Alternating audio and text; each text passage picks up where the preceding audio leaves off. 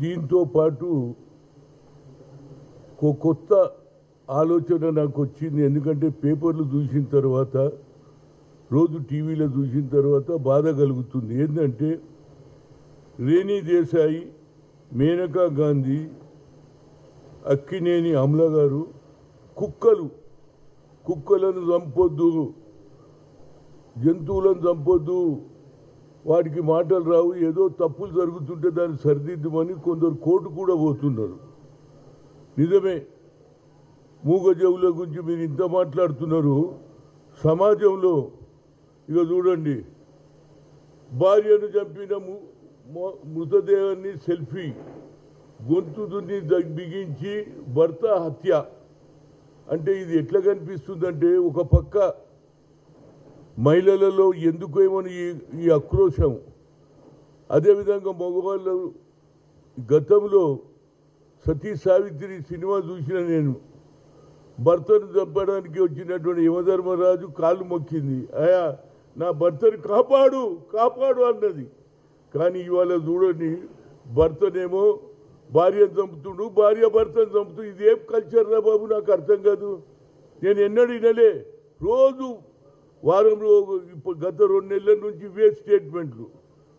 మొదలు పెళ్లి, తర్వాత లవర్ తోటి కలిసి చంపడం, పండుకున్నటువంటి భర్తను చంపడం. ఇది ఏమిటి? ఇది ఏమి ఆచారం నాకు అర్థం కాదు.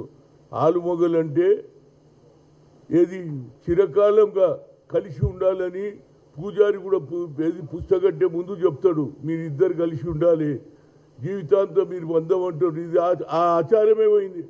మీరు చేస్తారు సరే, మరి పిల్లల సంగతి ఏంది? వాళ్ళ కుటుంబ సభ్యులలో పిల్లలు, మగవాళ్ళు, ఆడపిల్లల సంగతి ఏమిటని ఎవడన్నా ఆలోచన చేస్తుంటా? అందుగురించే నా ఉద్దేశంలో మేధావులు దీని మీద ఆలోచన చేయాలి.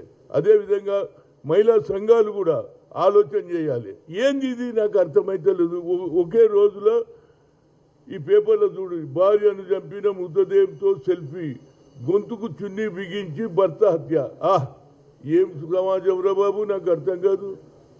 గతంలో నేను చూసిన సినిమాలు ఎట్లుంటుండంటే, భార్యాభర్తల అనుబంధం, తల్లిదండ్రులకు ప్రేమ చేయడము, తల్లిదండ్రులకు ఏది చనిపోయే వరకు ఆదరించినటువంటి సమాజంలో మార్పు ఎందుకు వస్తుందో నాకు అర్థమైతే లేదు. ఇవాళ టీవీలు వచ్చినాయి, సెల్ ఫోన్లు వచ్చినాయి. కానీ కొత్త ఆచారాన్ని కాపాడడానికి ప్రతి ఒక్కరు కూడా, ఇంటలెక్చువల్స్ కానీ, అదేవిధంగా జ్యుడిషియరీలో ఉన్నట్టు లాయర్లు కానీ, మేధావులు కూడా దీంట్లో, అదే మహిళా సంఘాలు కూడా మీటింగ్లు పెట్టి, రౌండ్ టేబుల్ కాన్ఫరెన్సులు పెట్టి, సెమినార్లు పెట్టి, ఈ ఆచారం ఫినిష్ చేయకపోతే కొత్త తరం వారు కూడా ఇదే ఆలోచన చేస్తారు అంటూ నా పిల్లలు కూడా, అరే మా అమ్మనే చంపింది కదా మా నాయనను, నేనెందుకు చంపొద్దు అనే ఆలోచన వస్తుందా లేదా? కనుక నా ఉద్దేశంలో దీని మీద తప్పనిసరిగా చర్చ జరగాల్సిందే. దీని మీద ఎక్కడున్న దగ్గర మనం ఆపకపోతే, మన పాత సాంప్రదాయం, ఎవరైతే మేధావులు ఇవాళ కుక్కలను చంపొద్దనే ఆలోచన వచ్చింది, మూగజీవులను కానీ మనిషి ఉండి అన్నీ తెలుసుకున్నటువంటి మగవాళ్ళు కానీ ఆడవాళ్ళు కానీ కొత్త కల్చర్ వచ్చింది. కొత్త కల్చర్ను ఆపడానికి ప్రతి ఒక్కరు కూడా ప్రయత్నం చేయాలని కోరుతున్నాను. ఎందుకంటే రాజకీయాలు నడుస్తూనే ఉంటాయి, కానీ సమాజంలో వాళ్ళ పిల్లల భవిష్యత్తు ఏం కావాలి?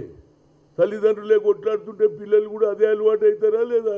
రేపు పెళ్ళి అయినాక ఆయన ఆ అమ్మాయి, అరే మా అమ్మనే మా నాయనని చంపింది, నేనేం చంపొద్దు అని భర్త చంపే కల్చర్ వస్తుంది అనేది ఆవేదనతో చెప్తున్నా. దీని మీద తప్పనిసరిగా మేధావులు ఆలోచన చేయమని చెప్తున్నా.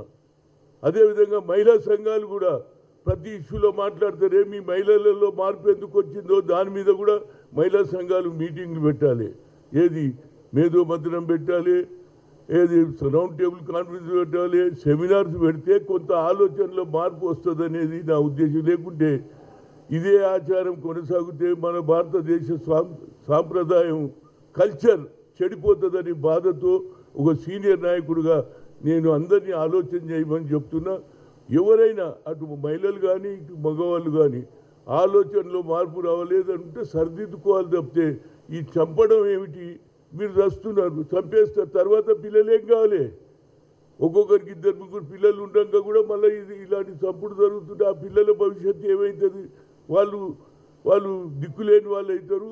దానివల్ల నిరాశ నిస్పృహతో వాళ్ళు కూడా కొత్త కార్యక్రమాలు పెడతారు. దీనివల్ల సమాజంలో మార్పు రావాలనే ఉద్దేశంతో మేధావులను అందరినీ, అదేవిధంగా మహిళా సంఘాలను, అదేవిధంగా లాయర్స్ కూడా దీని మీద డిస్కషన్ చేయాలి. ఇది కోర్టు దాకా పోయింది. కోర్టు కూడా చివాట్లు పెడుతున్నది.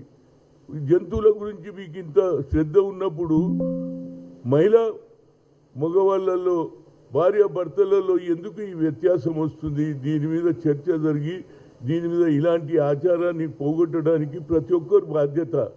మనం చూసి ఊరుకుంటూ ఇట్లనే అవుతుంది. ఒకే రోజులో ఇద్దరు చూడండి, ఇటు అటు. కనుక ఇలాంటి కల్చర్ను పోగొట్టడానికి ప్రతి ఒక్కరు కూడా ముందుకు అడిగేయాలని కోరుతున్నా.